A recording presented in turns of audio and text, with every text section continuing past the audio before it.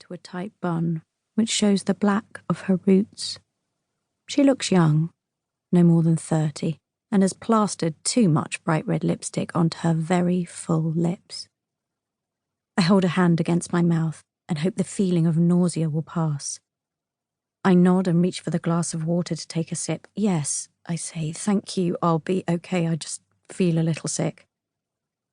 D.I. Rawlings purses her red lips and sits back in her chair. She's in no rush. She may want to appear that the evening's events have disturbed her plans, but her pregnant pauses betray she has nothing better to do.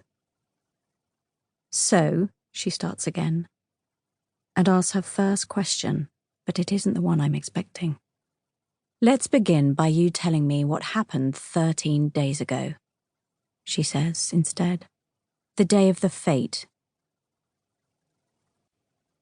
Charlotte's story. Before. Charlotte. At dead on 10 o'clock on Saturday morning, the doorbell rang, and I knew it would be Harriet because she was never a minute late. I emerged from the bathroom still in my pyjamas as the bell rang a second time. Flicking back the curtains to be sure it was them, I saw Harriet hovering on the doorstep, her arm tightly gripped around her daughter's shoulder. Her head hung low as she spoke to Alice. The little girl beside her nodded as she turned and nestled her head into her mother's waist. My own children's screams erupted from downstairs. The two girls' voices battled to be heard over one another. Evie was now drowning out Molly with a constant, piercing whine, and as I ran down the stairs, I could just make out Molly crying at her younger sister to shut up. "Will you both stop shouting?" I yelled as I reached the bottom. My eldest Jack sat obliviously in the playroom, earphones on, zoned into a game on the iPad that I wish Tom had never bought him. How I sometimes envied Jack's ability to shut himself into his own world. I picked Evie off the floor, wiping a hand across her damp face and rubbing at the Marmite smeared upwards from both corners of her mouth. "You look like the Joker." Evie stared back at me. At 3, she was still suffering from the terrible twos. She had at least thankfully stopped bawling and was now kicking one foot against the other. "Come on, let's play nicely for Alice's sake," I said as I opened the door. "Hi, Harriet, how are you doing?" I crouched down next to Alice and smiled at the little girl who continued to bury her head into her mum's skirt. "Are you looking forward to the school fete today, Alice?" I didn't expect an answer, but I ploughed on regardless. Besides, once Molly took her under her wing, Alice would happily follow her around like a puppy. In turn, my 6-year-old would have an air of smug superiority because finally a younger child was looking up to her. "Thank you again for today," Harriet said as I straightened up.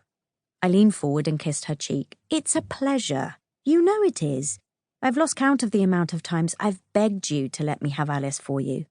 I grinned. Harriet's right hand played with the seam of her skirt, balling it up and then pressing it down flat, and for a moment I couldn't take my eyes off it. I expected her to be apprehensive. I'd even thought she might have cancelled. "But with 4 of them, are you sure?" she started. "Harriet," I cut her off, "I'm more than happy to take Alice to the fete. Please, don't worry about it." Harriet nodded. "I've already put sun cream on her." "Oh, that's good." That meant I now had to find sun cream for my own. Did I have any? "Well, it's so hot and I don't want her burning."